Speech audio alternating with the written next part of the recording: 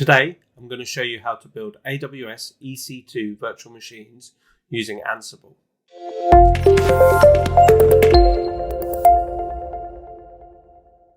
So, let's dive in. Now, if we have a look at the Ansible documentation for EC2 instances, there's a couple of things that we need to be aware of. One, we need Python 3.6 as a minimum. Now, there's a very easy way of getting Ansible for Python 3.6 or 3.7 or whichever version of 3 you have. As if you're using something like CentOS 7 and you just install Ansible, you're going to get the Python 2 version. So in order to do it, instead of using just pip, you've probably got pip 3 installed for anything that you're doing with Python. If not, go ahead and install Python 3 and pip 3, and then just do a pip 3 install Ansible, and you'll go and get a version of Ansible for Python 3. So that's really the big one that we have here, and I've seen a lot of people using Ansible still on version 2, on Python 2. We've got Boto 3. So the reason we need Boto 3 is it's got all the libraries for interfacing with AWS, and the core is a prerequisite of Boto 3 anyway, so we don't need to worry too much about that. So, having a look here, so as I mentioned earlier, I've already done it on this machine, but you would just do a pip 3 install Ansible, and it will go ahead and do that. If you type pip 3 and it says pip 3 command not found, you need to use apt or yum to install pip 3.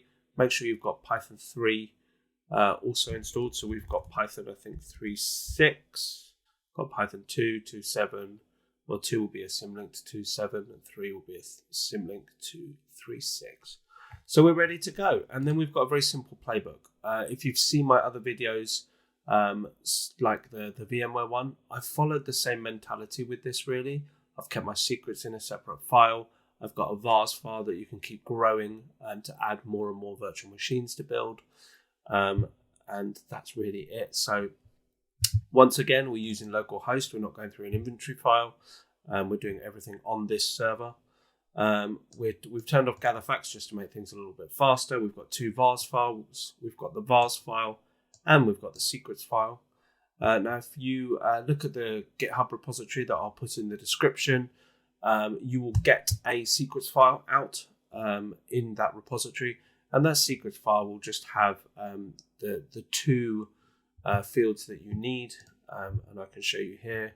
Obviously, these will be updated after this video, but all you need to do is put these values in: EC2 access key and EC2 secret key, which you can obviously go and get from your AWS console. And then you've got your vars file. In your vars file, again, we've got our key name to be able to SSH into the servers.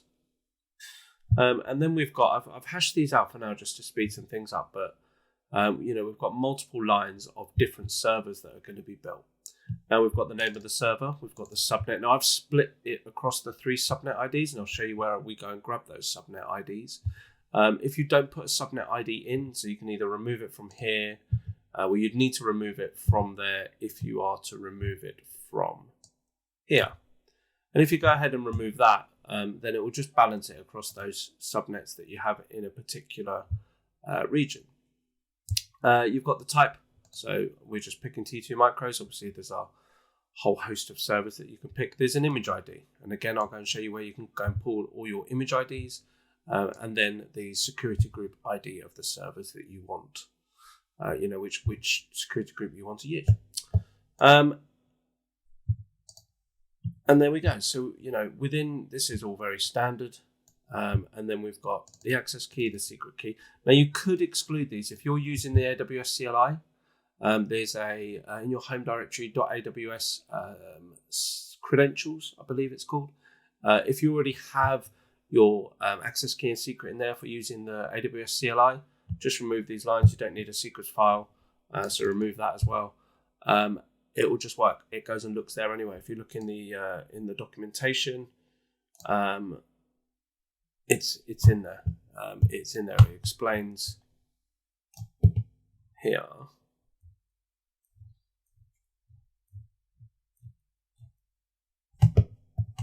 if the parameters are not set within the volume, within the module, you can do here. When no credentials are explicitly provided, Ansible uses the configuration here. So we can see that here. So we've got all of those things that we were talking about, which region we want it to be in. Again, I'd probably put that region into the vars file, just so that we can change it out. I try and build playbooks. If there are variables, putting the variables in a vars file just lets people just touch the vars file. We don't need to keep messing around with the playbook. The playbook just works. Just change the vars file to get the outputs and the things built that you need to get built. The state will be started.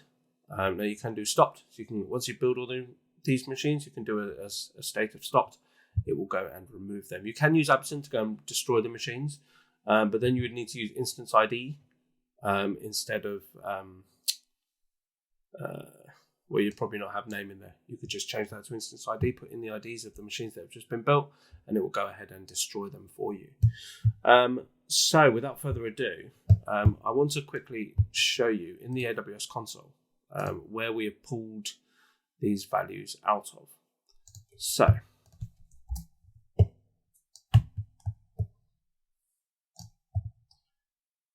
these are all my instances loading up here, and I will show you while that is loading as well my subnets.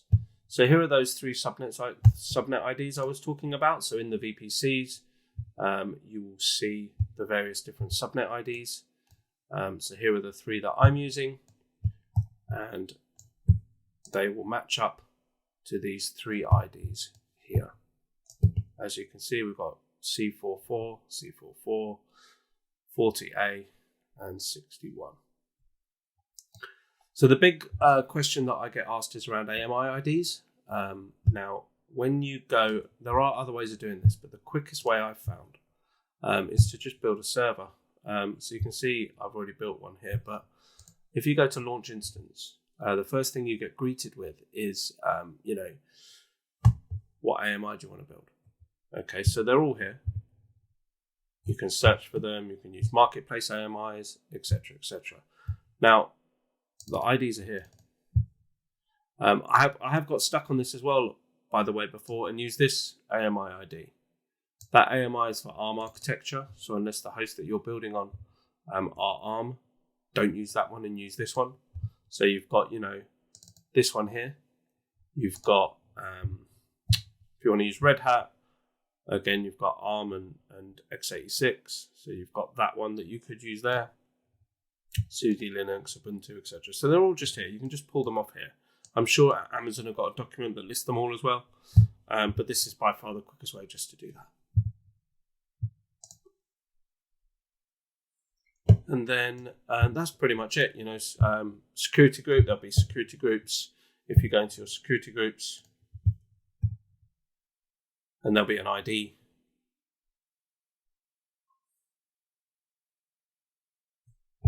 Here's that ID. B4C4, B4C4. It's just to allow SSH open to the world. And that's that one.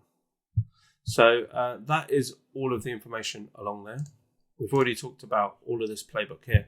Now, the good thing I like, and it's the same with the VMware module. If we were to run this playbook now, Ansible playbook, play.yaml, I'll get a deprecated warning. It goes very quick. And the reason it goes very quick is it's already built it. It's already got a name of CentOS 8.2. It's already checked AWS and gone, you've already built it. So what I like about that is you could, similar to Terraform, you can build up your variables, you can build up your servers. I'm going to now go and remove these two. Okay, now we saw in the console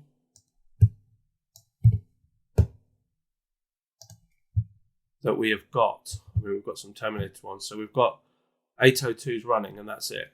Okay. So if we go and build 803 and 804 and do that, it will go ahead, build some servers. first one's already done. We can see it's built the second one. Now, what's quite important is I've set wait to no. If you set wait to yes, the playbook will sit and hang until those servers have been provisioned. So if you've got steps to do after the servers have been built, set wait to yes. Grab the IPs and whatever else you need out of the output. You can register the output, grab those IPs, and then build further playbooks based on that information.